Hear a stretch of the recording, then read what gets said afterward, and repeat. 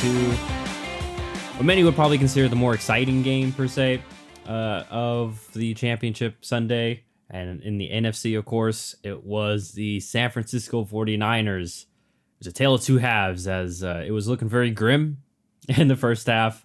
Down with 24-7. We had a Lions fan, shout out to him. Unfortunately, he probably won't be listening. He's probably on, media blackout right now. But anyway, Niners win 34-31, break the hearts of Detroit, as the Lions had an opportunity to win this game, multiple. Obviously, we'll go over that. But your thoughts here, John? The Lions, let's just put it how it is. They choked. They were up 24-7 going into half. Gardner Johnson was sitting there waving goodbye to Niners fans, like they were kind of living up the moment. Lions fans are going crazy on social media. And then coming out of halftime in the third quarter, Kyle Shanahan and that coaching staff clearly had figured something out and completely outcoached the Lions coaching staff in the second half, as they scored 17 unanswered points in the third quarter, followed by another 10 unanswered points in the fourth quarter to put it up to 27 unanswered.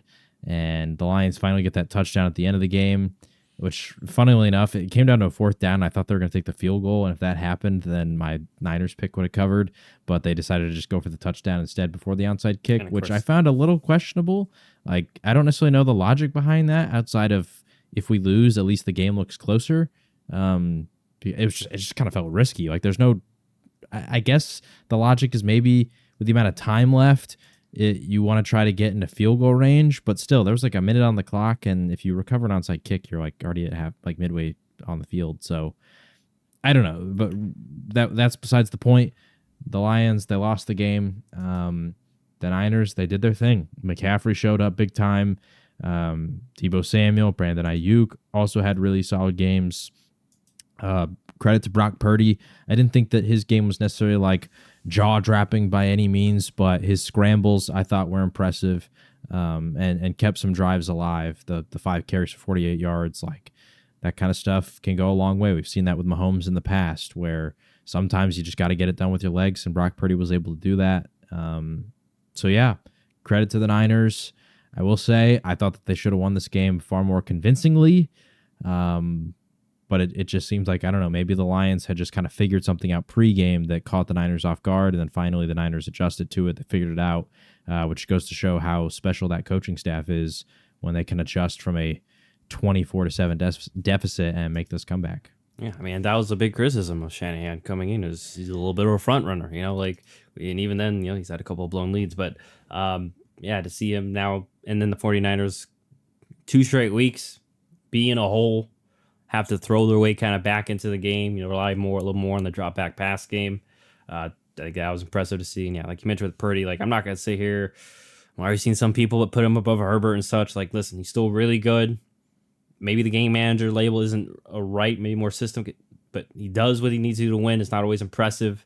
But that first half, once again, like first half was looking shaky. Like you saw, like once I think Shanahan got into his ear about like, hey, like you're going to have to make plays off schedule. You can't just sit there and still pat the ball and wait for the third read. Like the Lions, they were getting pressure. They're getting his face. I mean, the one interception he threw in the first half was technically tipped because the lineman was literally in his face and like almost high-fived him basically as the ball was coming out, and went straight to Jack Campbell. You saw like the pressure definitely get to him, and then like you mentioned, the second half, I think they found more ways to crack the code, get some guys open, and Purdy was more willing to abandon ship earlier as opposed to just keep letting the play develop. Also, do want to give credit to the Niners defensive side, because you mentioned, especially in the first half, they were really living with 4 down linemen, and Detroit was just mashing them. And then it seemed like second half they were more willing to push the issue. Okay, we got to send 5, we got to send 6, or show more guys the line of scrimmage, scare them out of their run looks. Because, like I said, first half, Detroit was like almost running for first downs every time they ran. It was like 7, 10. It was just gashing them. But then credit to the Niners, they made that adjustment. But I think I'm good. I know many Lions fans don't want to hear this, but I think my biggest criticism, and I said it in the moment, was 24-10. And you're at San Francisco 28. I know Josh Reynolds should have made that catch. A little bit of a tough catch, coming back. But like, take the points, Dan Campbell. You took the points at the end of half to go up 3 possessions. Take the points there. Keep the pressure on the Niners. And I know the field goals aren't always a given, but like, what, that's 38. It's like a 40, mid 40s yard field goal. Like, I know Michael Badgey's been shaky, but man, like, let him make the, once again, you trust him to make the kick at the end of half. Just let him do it there. And even if he misses it, it's not, I feel like momentum wise, it's not as bad as, oh man, like, yeah, failed 4th down conversion. I feel like that's just a more, that boosts your momentum more, especially as defense. Like I mentioned, defense that have been struggling for the most part, kind of gave them life. And then obviously Niners score off that to make it a 1 possession game. And then, and because of that, because then, next, really first play, the next offensive drive, unfortunate fumble by Jahmyr Gibbs. I think that was just more of a great play by Tashawn Gibson. And, Niners, once again, only 20 yards, score a touchdown. And now game on, it's 24-all, but the Niners have all the momentum around home. Or if it's, maybe if that stuff happens, it's 27-24. Okay, you're still kind of in a position of power. And obviously, hey, those 3 points, cost them at the end. And they also had that other opportunity, very similar range, or at the San Francisco 30 when they once again tried to go for it later down the game and didn't convert. And I know also, once again, I don't mean to harp on him, Josh Reynolds, but he had that really bad drop on 3rd down where he was, it was right on his numbers, which sucks because Josh Reynolds, San Antonio native too. So tough weekend for him. But yeah, I mean, and also you mentioned that, the weird kind of end game situation too. Once again, some criticism deserves to be shown to Dan Campbell in regards to running it on 3rd down when you had a minute left and he had 3 timeouts and it didn't work. And then they had to waste the timeout to, save time, like you mentioned, John. So maybe, once again, because at the time I was like, okay, I understand going for the touchdown, but then, especially if you're throwing it, but he tried to run it. I guess but it didn't get in, had to waste that timeout. And then the Niners were able to knee it out after recovering that onside kick, which, by the way, though, onside kick, though, I forget, it was Craig Reynolds. He was about 1 more yard, poor guy, and he may have, it wouldn't have been illegal touching, but off his hands regardless, so it didn't matter. And also, last point too, because I know there's some Lion fans and people that are going to argue this. I know the big Ayuk catch to get them going, to cut it to touchdown, was a little bit lucky, but probably was also PI because they did throw a flag, but looks like they picked it up because they're like, he caught it anyway. Like, what does it matter? But if it wasn't incomplete, my money is they probably would have called defensive pass interference, so Niners would have been right there anyway. So can't blame the officials there if some people are trying to blame the officials, because you and I know that there's people that will do that. No, that's ridiculous. Yeah. That's ridiculous to blame the officials for that. Like, no. But yeah, so unfortunate, heartbreaking loss for the Lions. It's funny they didn't show, because first half they're tuning into Ford Field, where I guess they're having a watch party, and of course it was lit. They didn't do that much in the second half of the coverage, which was interesting. But overall, Lions fans, I know it was a heartbreaking, tough loss. You could taste the Super Bowl, but it's still, hey, I feel like overall they've met. And you could say they exceeded expectations. I wouldn't mind that for the year. And he's still a young team that's building. And honestly, I like Dan Campbell's. Did you see his message after the game to the team about like, man, it's gonna be tough to get back here? Yeah. And honestly, I like that, like being a little bit real with them. But hey, like we're gonna have to, now you made a good point. Like now they're going to be targeted. Like they're not going to catch any team by surprise now next year. Every team's gonna, treat them with the proper respect that that of what the season was going forward. So we'll see if they can rise to that challenge. And and I will say it'll be interesting if their coordinators get hired away, because I don't necessarily agree that Aaron Glenn deserves to be getting head coaching talk, but a lot of hype around Ben Johnson, and I don't know if he's going to leave yet, because there's only Seattle and Washington that have openings, but I know that he was rumored to be the hire for Washington. So.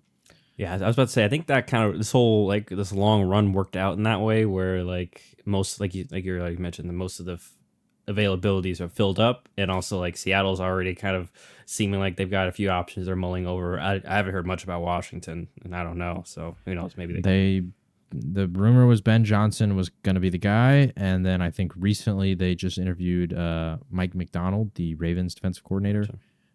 So it sounds like it's between those two. interesting to see because I think Ben Johnson love what he does on offense, so it'll be very interesting to see if he can bring that elsewhere if he does leave. Because remember last year he was in conversations, but he decided to stay and ride out another year. So yeah, but we get another Niners Chiefs Super Bowl. We both had that prediction right at the beginning of the year. So Yep. technically, yeah. So yeah, it'll be interesting this rematch as obviously we'll go more into it with the picks and such, but just as a quick preview, like it'll be very interesting because like Niners are both teams are a bit different, of course, than the last time they play. Like Niners defense isn't, I would say, as good overall as they were then, but you could say obviously they have Christian McCaffrey now, so that's different, and Ayuk's more of a factor, and obviously different quarterback, and then while Chiefs, it's opposite, like more defensive minded, of course, no Tyreek Hill, but 2 weeks for Isaiah Pacheco because he was coming into the game last on Sunday with an injury, so 2 more weeks for him to get healthier, and we know he can be their sledgehammer / bowling ball there, and we'll see. Obviously, if others, Kadarius Toney, who knows if he'll see, but we'll see if they can get others involved and such. But good win for the Niners, and we'll see if Kyle can finally get that ring or if he's gonna unfortunately fall to 0-3 in the Super Bowl. Well, 0-2 as a head coach, but he was a coordinator of the Falcons when that whole debacle happened. Right. But yeah, anything else you wanted to add or throw in before we call it there for our recap? No, that's gonna be it. All right. Well. Oh, well, actually, no. I do have one thing. Speaking of the logo thing, the Kirk Cousins curse has officially been broken. Don't know if you have been up to Kirk Cousins curse. I saw that Kirk Cousins curse. It's like every team that's lost to Kirk Cousins regular season has not made the Super Bowl, right? Never advanced to the Super Bowl, and this year the San Francisco 49ers lose to the Minnesota Vikings. I'm pretty sure on a Monday night primetime game, which is funny because Kirk sucks on Monday night.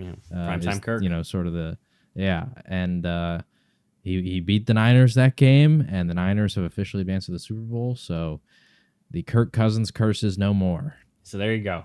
Great results from the conference championship. We got 2 curses broken. We got the Josh Allen curse. Logo. 3. Oh, 3. Yeah, the logo, the Josh Allen, and the Kirk Cousins. Yeah. So there you go. And once again, I just want to note we both had Niners Chiefs in the Super Bowl. Don't look at the rest of our playoffs, but I mean, maybe we had the script. Maybe we just know what we're talking about a little bit here. It'll be interesting. I think I picked the Chiefs at the beginning of the year. I won't spoil my pick going into this one, but do you remember who you had as between the two? I had the Chiefs. Okay, we both had the Chiefs winning. Okay, so we'll see if maybe we stick to our guns, even though I'm not going to factor that into my pick at all, or if one of us will, or both of us maybe will renege on that and say otherwise. But man, it is a little sad. There's gonna be one more NFL game, and of course you have to wait 2 more weeks for it. But yeah, of course, we'll see what happens. But in regards to this, we'll be back next week to share our picks, which will be probably a relatively short pod since there's only one game to go over. And basketball after that. And we'll still keep doing NFL draft covers and such. But that'll do it for John and myself. As always, feel free to rate, review, subscribe, etc.